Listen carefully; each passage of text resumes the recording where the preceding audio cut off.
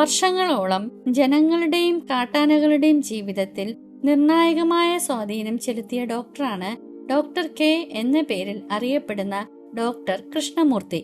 ലോകത്തെവിടെയും ആനയുമായി ബന്ധപ്പെട്ട പ്രശ്നങ്ങൾ ഉണ്ടാകുമ്പോൾ അവിടെയെല്ലാം എത്തിച്ചേർന്ന് ഇടപെട്ട് പരിഹാരം കാണുന്ന ഡോക്ടറെ മുഖ്യ കഥാപാത്രമാക്കിയാണ് ആന ഡോക്ടർ എന്ന ചെറു നോവൽ രചിച്ചിട്ടുള്ളത്.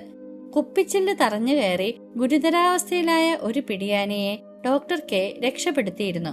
വർഷങ്ങൾക്ക് ശേഷം ഇതേ അവസ്ഥയിലായ കുട്ടിയാന അമ്മയെ രക്ഷപ്പെടുത്തിയ ഡോക്ടറുടെ അരികിലേക്ക് മുറിവേറ്റ കാലുമായി കിലോമീറ്ററുകളോളം സഞ്ചരിച്ച് എത്തിച്ചേരുന്നിടത്താണ് പാഠഭാഗം ആരംഭിക്കുന്നത്. ഒരു ശാന്തമായ രാത്രിയിൽ ഡോക്ടർ കെയും അദ്ദേഹത്തിന്റെ സഹായിയും ഉറക്കത്തിലേക്ക് വഴുതി വീണു. സഹായിയായ ജയമോഹൻ മുറിയിലെ ലൈറ്റ് കണ്ടാണ് ഉണരുന്നത്. ഡോക്ടർ കെ ഒരു ആനയുടെ ശബ്ദം കേട്ട് ഉണർന്നതായിരുന്നു. എന്നാൽ അത് സാധാരണയായി അവരുടെ പരിസരത്ത് കാണപ്പെടുന്ന ആനയുടെ മണമല്ലെന്ന് ഡോക്ടർ കെയ്ക്ക് മനസ്സിലായി. സാധാരണയായി കാട്ടാനകൾ ഈ വഴിക്ക് വരാറില്ല എന്നതിനാൽ ഡോക്ടർക്ക് കാര്യങ്ങൾ കൂടുതൽ സംശയാസ്പദമായി തോന്നി. ഡോക്ടർ കെയും ലേഖകനും പുറത്തേക്ക് ഇറങ്ങി. പുറത്തു ഭയങ്കര തണുപ്പായിരുന്നു. ഇരുട്ട് അവർക്ക് ചുറ്റും നിഗൂഢതയുടെ ഒരു മൂടുപടം പോലെ കാഴ്ചയെ മറച്ചുകൊണ്ട് നിന്നു. ആ മൂടുപടത്തിൽ വീണ ദ്വാരങ്ങളിലൂടെ വെളിച്ചം വരുന്നത് പോലെ നക്ഷത്രങ്ങൾ മാത്രം വെളിച്ചമേകി നിന്നു. ലേഖകന് ഇരുട്ടിൽ നിഴലുകളല്ലാതെ മറ്റൊന്നും കാണാൻ കഴിഞ്ഞില്ല. എന്നാൽ ഡോക്ടർ ഇരുട്ടത്ത് നിൽക്കുന്ന ആനകളെ കണ്ടു കഴിഞ്ഞിരുന്നു. ഡോക്ടർ ചൂണ്ടിക്കാണിച്ചപ്പോൾ 2 വയസ്സോളം പ്രായമുള്ള ഒരു ആനക്കുട്ടിയെ ജയമോഹനും കണ്ടു. ഇത്ര ചെറിയ ആനക്കുട്ടി ഒറ്റയ്ക്ക് വരാൻ സാധ്യതയില്ല എന്ന് ലേഖകന് അറിയാം. ഇരുട്ടിൽ വഴി കാണാൻ പ്രയാസമായതിനാൽ അവർ സാവധാനം മുന്നോട്ട് നീങ്ങുന്നു. പെട്ടെന്ന് അവർ ഒരു ആനക്കുട്ടിയെ കണ്ടെത്തുന്നു. ആനക്കുട്ടിയുടെ കാലിൽ ഒരു മുറിവുണ്ട്. അതിന്റെ വേദനയിലാണ് അത് കരയുന്നത്. ഡോക്ടർ ശാന്തമായി സംസാരിക്കുകയും ആനക്കുട്ടിയെ സമീപിക്കുകയും അതിന്റെ കാതിൽ പിടിക്കുകയും ചെയ്യുന്നു. വേദനയാൽ ശരീരം ഉലഞ്ഞ് തുമ്പിക്കൈ പുളച്ചു നിൽക്കുകയാണ് ആ ആനക്കുട്ടി. അത് തന്റെ തുമ്പിക്കൈ നീട്ടി ഡോക്ടറെ സ്പർശിക്കാൻ ശ്രമിക്കുന്നു. അതിന്റെ വേദന അറിയിക്കാനോ സഹായം അഭ്യർത്ഥിക്കാനോ എന്ന പോലെ ഡോക്ടർ ആനയെ കിടത്താനും വിശദമായി പരിശോധിക്കാനും തീരുമാനിക്കുന്നു. അദ്ദേഹം ലേഖകനോട് മരുന്നുപെട്ടി കൊണ്ടുവരാൻ ആവശ്യപ്പെടുന്നു. ഡോക്ടറുടെ വാക്കുകളിലെ ഊഷ്മളതയും അടുപ്പവും സഹായിക്ക് ഒരു ചെറിയ സന്തോഷം നൽകുന്നു. ഈ സന്തോഷം ഒരു ബാറ്ററി നാവുകൊണ്ട് തൊടുമ്പോൾ അനുഭവപ്പെടുന്ന ചെറിയ മധുരത്തോട് സാമ്യപ്പെടുത്തിയിരിക്കുന്നു.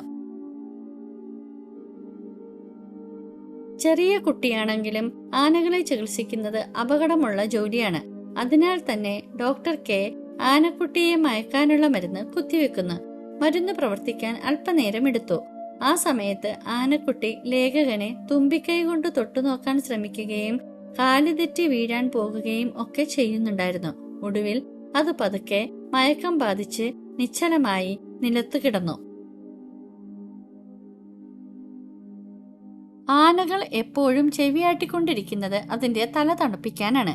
മയങ്ങിക്കിടക്കുന്ന കുട്ടിയാനയുടെ തല ചൂടാവാതിരിക്കാൻ കാതിൽ വെള്ളം കൊണ്ടുവന്നൊഴിക്കാൻ ജയമോഹനോട് ഡോക്ടർ ആവശ്യപ്പെടുന്നു. അതിനിടയ്ക്ക് ആനയുടെ കാലിലെ മുറിവും അതിനകത്തെ കുപ്പിച്ചില്ലും ഡോക്ടർ കണ്ടെത്തിയിരുന്നു.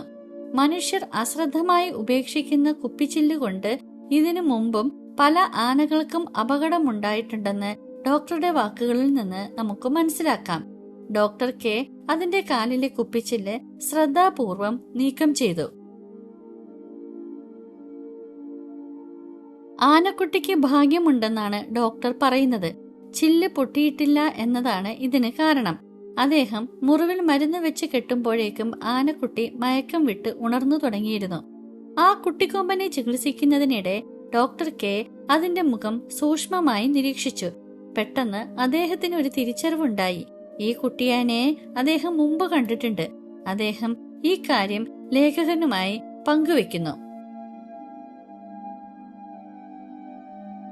1.5 വർഷം മുമ്പ് മുതുമലയിൽ ഒരു വലിയ പിടിയാനയുടെ കാലിൽ നിന്ന് സമാനമായ രീതിയിൽ ഒരു കുപ്പിച്ചില്ല് ഡോക്ടർ കെ നീക്കം ചെയ്തിരുന്നു.